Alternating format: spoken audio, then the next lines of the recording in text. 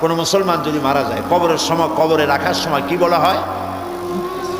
বিসমিল্লাহে ওয়ালা মিল্লাতে রাসূলিল্লাহ। মানে কি? মানে হলো আল্লাহর নামে রসুলের দলে উঠাই দিয়ে গেলাম। সোজা কথায় বলতে পারেন যে আল্লাহর নামে রসুলের গাড়িতে উঠাই দিয়ে গেলাম, রসুলের দলে উঠাই দিলাম। এখন আপনি একটু চিন্তা করেন, একটু ভাবুন, অল্প সময়ের জন্য একটু চিন্তা করুন, আল্লাহর নামে রসুলের দলে উঠাইলেন কারে?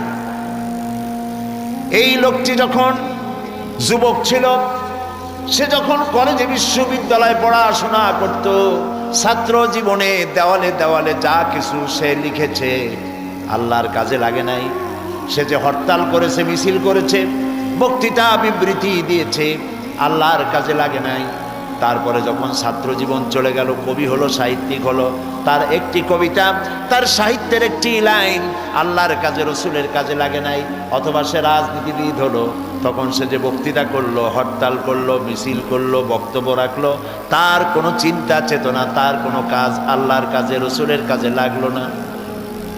অবশেষে যখন এই লোকটি মারা গেল, রসুলের গাড়িতে কারে উঠাইলেন?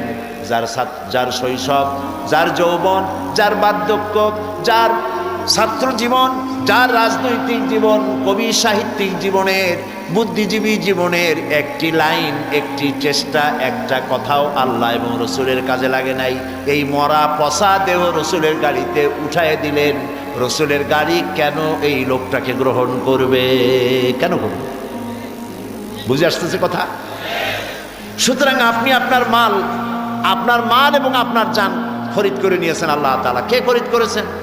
আল্লাহ তাআলা খরিদ করেছেন। কাজে আপনি যে বক্তৃতা করবেন, আপনার বক্তৃতায় যে শক্তি লাগবে, শক্তি জিহাদের শামিল, যদি এই বক্তব্য আল্লাহর কাজে লাগে।